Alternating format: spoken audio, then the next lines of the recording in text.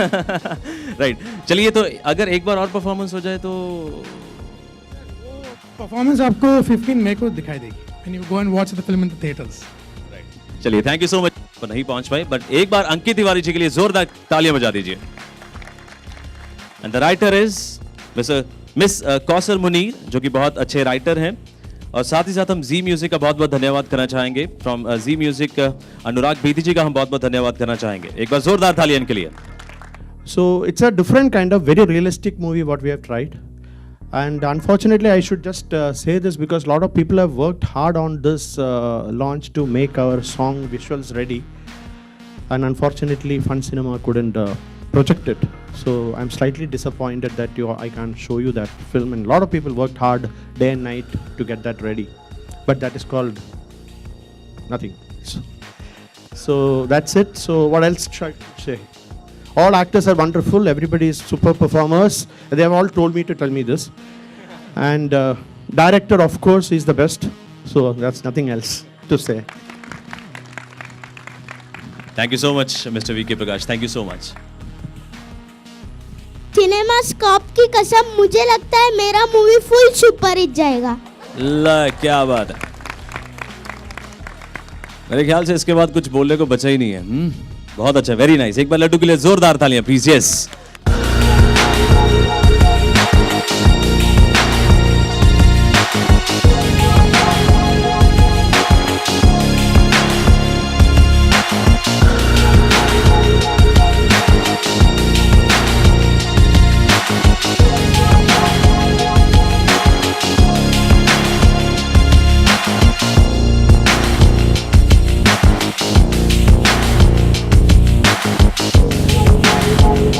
यहाँ पर कुछ सिंप्लिसिटी दिखा सके। मेरे लिए cinema was always very simple. I have been working with a company, I have done over 100 odd films and I've been making films for last 20 odd years. So for me, simplicity was something which was missing in the whole chain of films. I cannot make films which are complex, complicated. So this was a very, very simple film which I tried making. It's a love story, beautiful music, amazing star cast. And I think the vision was just to make a simple film which will connect to India. thank you so much. With this, we are also really thankful to Mr. V. Subhash, who is here, and thank you so much. Okay, so now let's start the question answer. Well sir, जैसे Rajesh sir ने कहा अभी कि ये एक very simplistic romantic film है। And जब हम प्यार की बात करते हैं तो बेसिकली प्यार में होता क्या है? प्यार में आप खुशी पाते हो, प्यार में आप गम पाते हो, प्यार में आप अकेले हो जाते हो। सो जो इमोशंस होते हैं प्यार के साथ, आई थिंक हम लोगों ने इस फिल्म में दिखाने की कोशिश की है। एंड ऑफ कोर्स एंड में क्या होता है और किस मुकाम तक जाके, किस लेवल तक जाके आगम दीवान सैक्रिफाइस करता है, वो तो ऑफ कोर्स आपको 15 तारीख को ही पता चलेगा। Yes, I have to ask that to my producer and to my director. My USP used to be that I'm an NRI. Now this film has changed it completely. It's maybe my USP is, that's my USP. I'm very loud. And this for Mark Shea. How do you deal failure and success in your life? Sir, I believe that struggle is a very important part of every man's life. And if you don't struggle, you will not triumph. You will not, if you don't fall, you will not know how to rise. And I believe that given the opportunity, Nishka Daria, from my producer Rajesh Banga and from my director, Mr. V.K. Prakash, I believe that struggle is very essential to define a man. And I believe that it's because of my struggle and my fight that I've come this far. Hello, Maybe my USP is versatile. Because hello, She just remembered it. आपने इतनी खूबसूरत जोड़ी select की है, इसका selection कैसे किया आपने? और लोकेशन के बारे में बताइए। म्यूजिक बड़ा अच्छा दिया है इस फिल्म का, सब कुछ अच्छा है, लव स्टोरी है, अच्छी बात है। थोड़ा इनका सिलेक्शन के बारे में बताइए। Sir, location of the film was Himachal Pradesh. Himachal में शूट किया। जैसे मैंने आपको बताया कि एक सिंपल फिल्म बनाने का मन था, तो मैं काफ़ी जगह गया, महाक्षय को लेके, एवलिन को लेके, अपने डायरेक्टर साहब को लेके। हमको लगा कि जो छोटे टाउन है वहाँ पर आज भी असली इंडिया बसता है। कहीं ना कहीं हम लोग डेविएट हो चुके हैं। बॉम्बे में, दिल्ली में, बड़े शहरों में हम लोग मल्टी कल्चर में आ चुके हैं। तो हम लोगों ने हिमाचल ढूंढा जहाँ पर आज भी नेचर की प्योरिटी थी, जहाँ पर आज भी बड़ी सच्चाई थी। तो वहाँ पर लेके गए। इन दोनों को ढूंढने के लिए एवलिन एंड मीमो दोनों को मैं जानता था। जब ये स्टोरी मेरे पास आई तो मेरे को लगा कि एवलिन रहती जर्मनी में ज़रूर है, बट बहुत छोटे टाउन की एक लड़की है, एंड कहीं ना कहीं ये भी एक स्मॉल टाउन गर्ल थी फिल्म में लवलीन। तो एवलिन को जब मैंने स्टोरी सुनाई तो कनेक्ट करा बहुत अच्छा इसने, मीमो ने बहुत अच्छा कनेक्ट किया। Then I got my director to choose, so I think he will also answer that कि क्या इनको नज़र आया, तो इन्होंने इसी पे फाइनल किया इन दोनों को। Actually, what happened is like I met Midunda. Actually, Midunda's I've done earlier film with worked with Midunda, and I'm very close to their family. And when they actually Rajesh ji and Midunda got in touch with me to direct this film, so I heard the script and I liked the script. And then actually Mahesh Memo also I know him from earlier time, like from Firkabi time. So we all know each other, all friends. Basically, I believe that when all friends get together and make a film, it will speak more positive.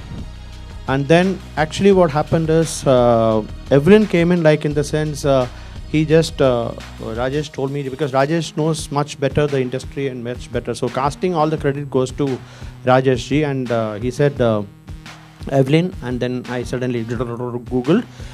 And I saw Evelyn, and then I spoke to her, and then I came here and we met, and then we took a call. And then actually what we did is we did almost 10 to 15 days of workshop between both of them to develop the chemistry between them, and also to make it more improvisational skill, to more acting exercises we have tried actually. So almost 10 to 15 days we did a workshop, and then we got them into the shoot.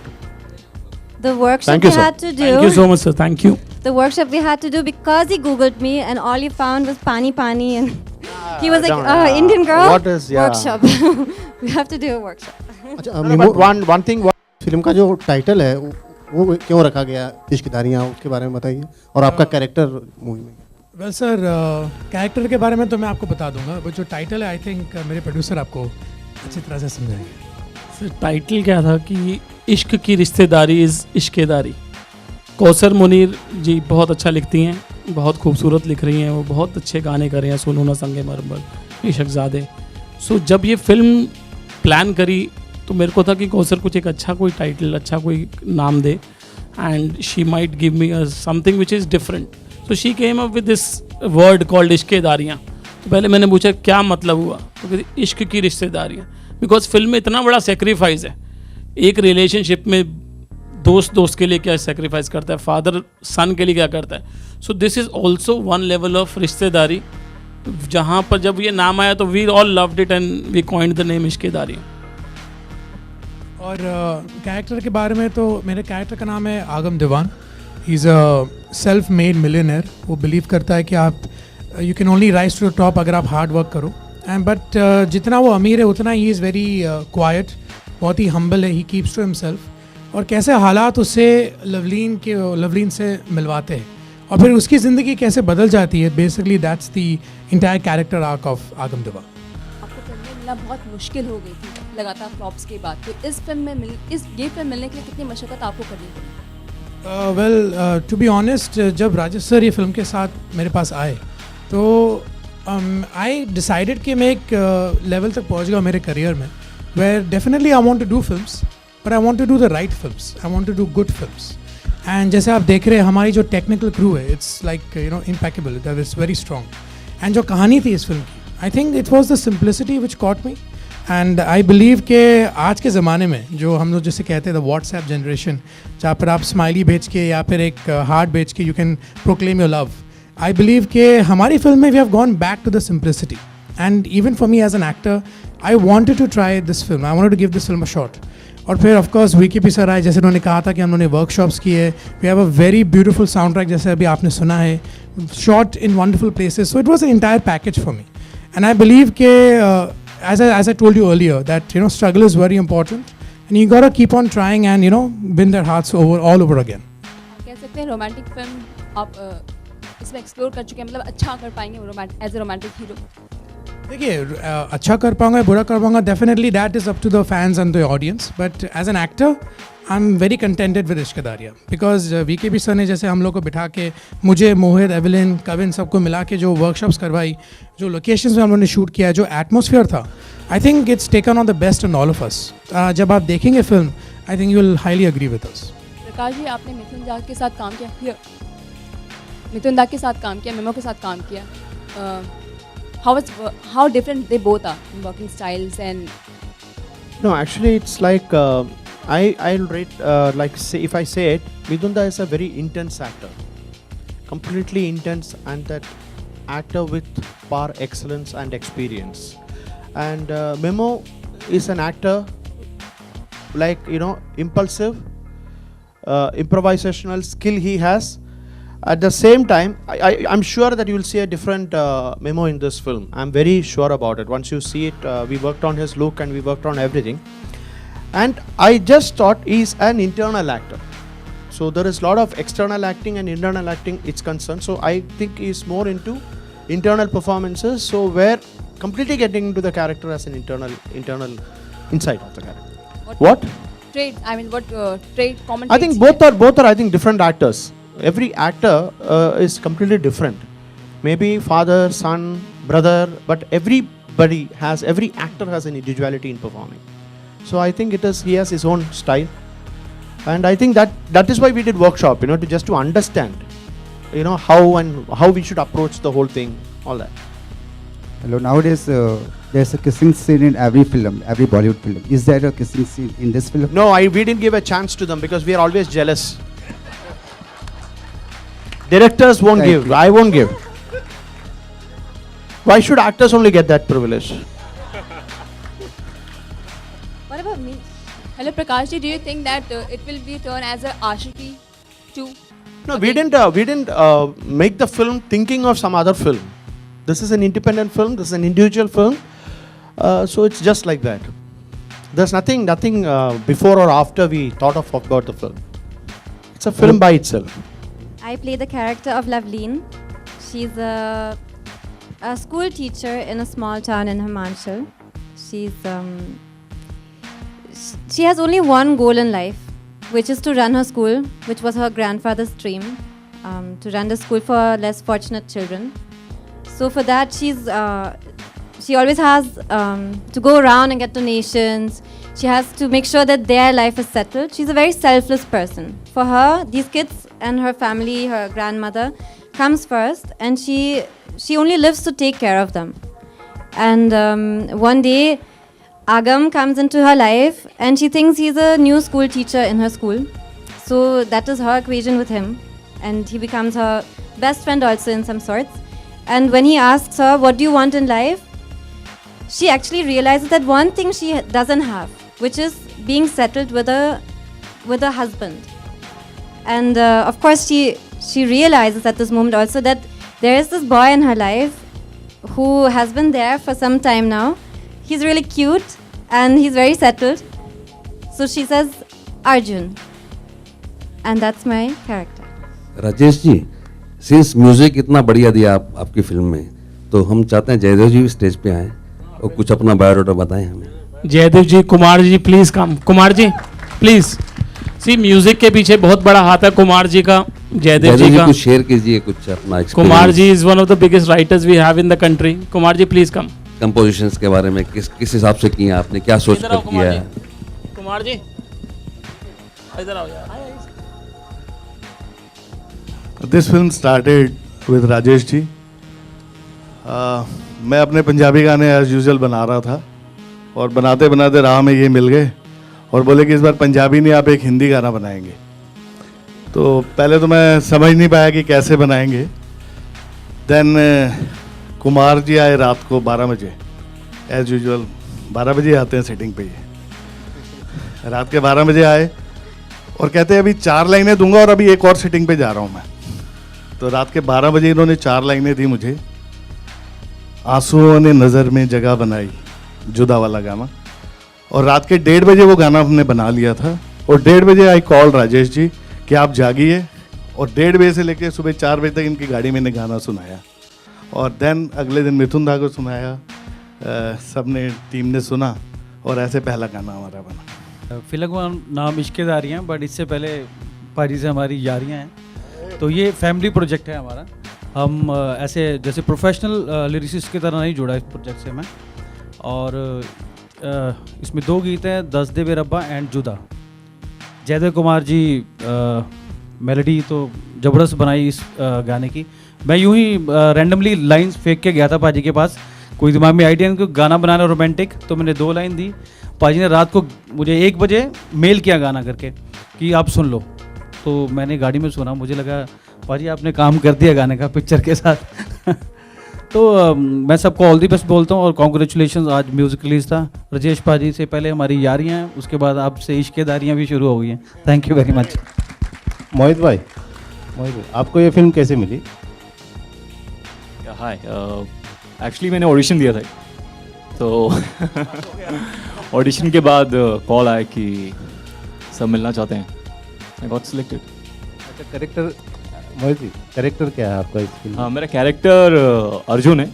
मैं singer play कर रहा हूँ इसमें, और like he wants to reach higher in his life, wants to make big in music industry, and या Loveleen's love interest. उसके process में अपने पिता की कितनी हेल्प लेते हैं कैरेक्टर में घुसने के लिए? वेल, कैरेक्टर में घुसने के लिए तो डेफिनेटली जो डायरेक्टर होते हैं, I believe that an actor should surrender to his director. और जब सिलेक्शन प्रोसेस होता है, आई थिंक डैड ने वेरी क्लियरली मुझे बता दिया है कि this is your own journey, तुम्हें खुद करना है, चाहे सही हो चाहे गलत हो। And I will always be there for you if you need my advice. ऐसा नहीं है कि हर फिल्म जो आती है मैं उनको स्क्रिप्ट पढ़ाता हूँ, सुनते हो, फिर वो अप्रूव कर दे तो मैं करता हूँ। उन्होंने कहा है कि ये तुम्हारी जर्नी है, you will fall, you will rise, you will do good, you will do bad, but तुम्हें खुद करना है, because you have to make your own identity. You are my son, but you also have to be Mahakshay. तो selection process is mine alone. Producer साहब और music director से पूछना चाहिए कितना मुश्किल होगा, क्योंकि ये पूरी फिल्म है म्यूज़िक के ऊपर है, म्यूज़िक से काफ़ी लोग अट्रैक्ट होंगे, तो कितना प्रेशर है आप लोगों पे कि अच्छा म्यूज़िक देना है? थैंक गॉड कि Rajesh ji is a very musical ears हैं उनके, और कभी भी इस बार की कोई बहुत ज़्यादा प्रॉब्लम नहीं आई हमें। गाने बनते गए और वो गानों के साथ इंस्पायर करते गए हमें। तो गाने जब बने उसके बाद मेरे को लगता है कि सबसे बेस्ट पार्ट जो मैं आपको बताना चाहूँगा कि जो पहला गाना था, फिर राजेश जी और हम पूरी टीम, कुमार, सब ने बैठ के सोचा कि अब गवाएंगे इससे, तो अरिजीत सिंह जी आए। अरिजीत जी तब तक वो आशिकी के गाने आ गए थे, but I really love him कि जब वो स्टूडियो आए तो he was so simple and humble. वो 3 व्हीलर से आए थे और अंदर आके कम से कम 3.5 घंटे तक इस गाने को उन्होंने टाइम दिया, और लास्ट में एवरीबडी वॉज स्टन की जो जिस तरीके से उन्होंने गाया है।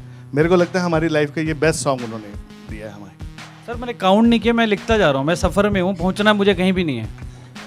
तो मैं ये बोलना चाहता हूँ, गाने बहुत बनते हैं, रोज़ हम गाना बनाते हैं, रोज़ धुन बनती है, रोज़ हम गीत लिखते हैं, लेकिन राइट गाना पिक्चर के लिए सिलेक्ट करना बहुत बड़ी बात है। तो राजेश भाई ने वो गाना सेलेक्ट किया जुदा, तो अनुराग बेदी जी के जो हेड हैं उन्होंने मुझे फ़ोन किया, यार ये क्या कर दिया, तो क्लब सॉन्ग लिखते ये रोमांटिक गाना कहाँ से आ गया तेरी लाइफ में। तो right selection is very important for the film actually. Thank you very much. Learning Hindi? Of course I'm learning Hindi. I've done now 8 films. So I have to learn Hindi. And I hope if you ask my co-actors if my Hindi is fine enough to play the lead role in a film, which is a very chatty character by the way, then I hope I've learned now. Can you speak Hindi? मैं हिंदी बोल कर सकती हूँ। कोशिश है sir, कोशिश है। Thank you. लेकिन ग्रामर थोड़ा मुश्किल है। मीमो के साथ काम करने का कैसा एक्सपीरियंस रहा, बताइए। It was very good working with Mimo, Mahakshay, and I think we've grown very close as friends during this whole process of almost 2 years when Ishkadariyan came to us through Rajesh ji, and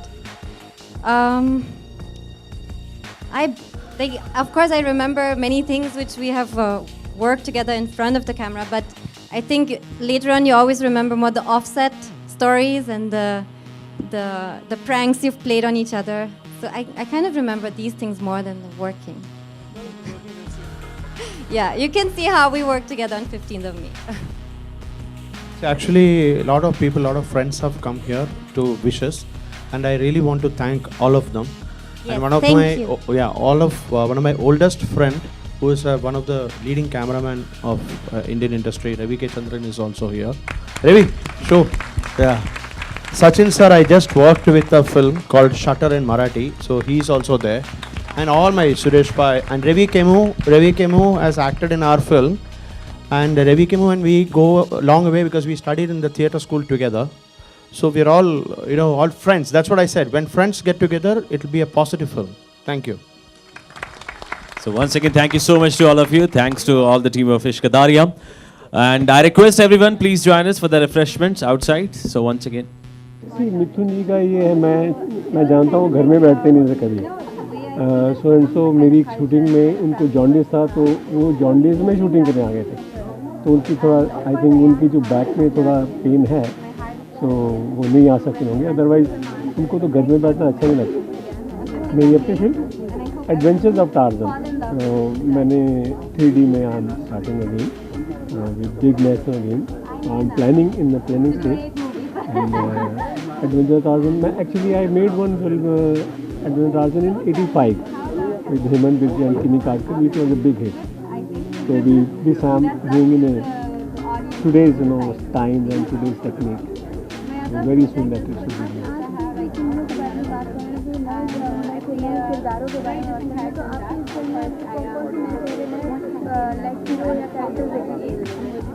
That is in going on. अभी तक वो final नहीं हुआ, because उसमें भी क्या था, during my that adventure of Tarzan, बहुत स्टार्स जो थे वो दे वांटेड टू प्ले, तो काफ़ी लोग फ़ोन भी करते थे।